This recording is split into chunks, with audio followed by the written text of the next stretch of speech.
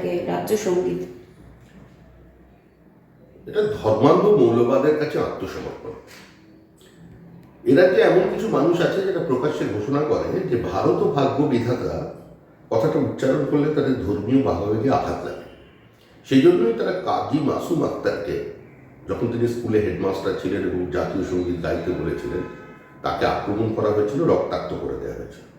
তৃণমূলের সরকার কাউকে গ্রেপ্তার করেনি, কারণ তারা তাদের ভোট ব্যাংকের কথা চিন্তা করছিল। আজকে তাদের খুশি করবার জন্যই জাতীয় সঙ্গীতকে কাউন্টার করবার জন্য বাংলা সঙ্গীত জাতি নিয়ে আসা হলো। এটা একটা অর্থহীন,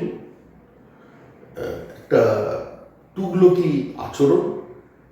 আমার মনে হয় পশ্চিমবঙ্গের সচেতন মানুষ এটাকে প্রত্যাখ্যান করবে, কারণ সাম্প্রতিক বাংলাদেশের মৌলবাদীরা ঘোষণা করে দিয়েছে কোনো মাদ্রাসায় আর বাংলাদেশের জাতীয় সঙ্গীত গাওয়া হবে না।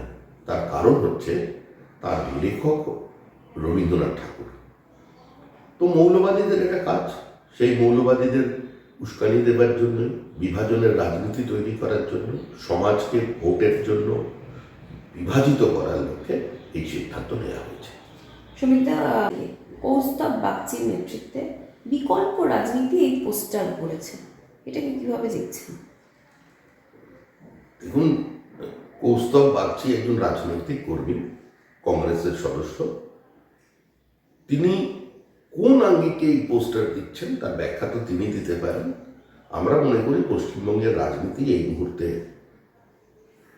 একটা নির্দিষ্ট মেরুকরণের উপর দাঁড়িয়ে আছে। যারা মনে করেন তৃণমূল জিতবে, মমতা বন্দ্যোপাধ্যায় পরবর্তী প্রধানমন্ত্রী হবেন, তারা তৃণমূল কংগ্রেসকে ভোট দেবেন। এবং যারা তৃণমূলের থেকে মুক্তি চান, ভারতে একটি নির্ণায়ক স্থিতিশীল সরকার চান, তারা নরেন্দ্র মোদীর নেতৃত্বে বিজেপিকে ভোট দেবেন।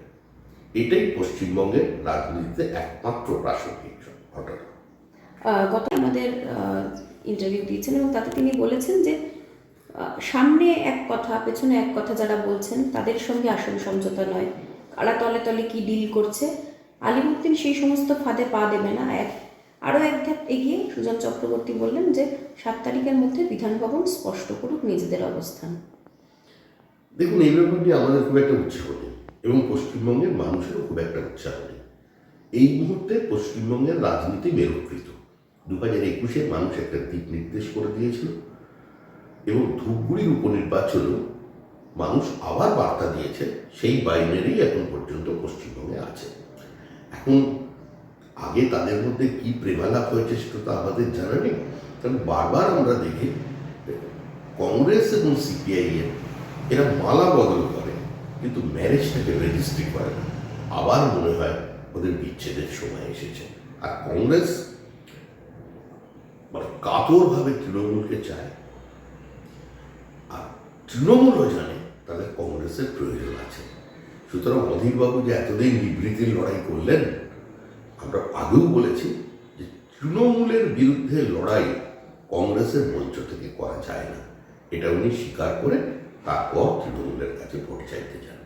সোমনাথ এবং স্পষ্টে সেখানে যেটা দেখা যাচ্ছে যে সোমনাথ তিনি বললেন বিকাশবাবুর যে খুনের ফাইল, সেই ফাইল জমা হচ্ছে।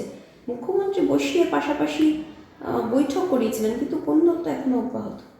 মুখ্যমন্ত্রীর অথরিটি চ্যালেঞ্জ হয়ে গেছে দলে। যিনি দলের জন্মদাত্রী, যিনি 294টা কেন্দ্রের প্রার্থী, যিনি 42টা কেন্দ্রের প্রার্থী, যিনি একা দলকে টেনে নিয়ে যেতে অভ্যস্ত এবং যিনি ভবিষ্যৎ ভারতের প্রধানমন্ত্রী তৃণমূল কংগ্রেস দাবি করছে, আজকে তার অথরিটি প্রতিদিন চ্যালেঞ্জ হচ্ছে। তার নিয়োগ নিয়ে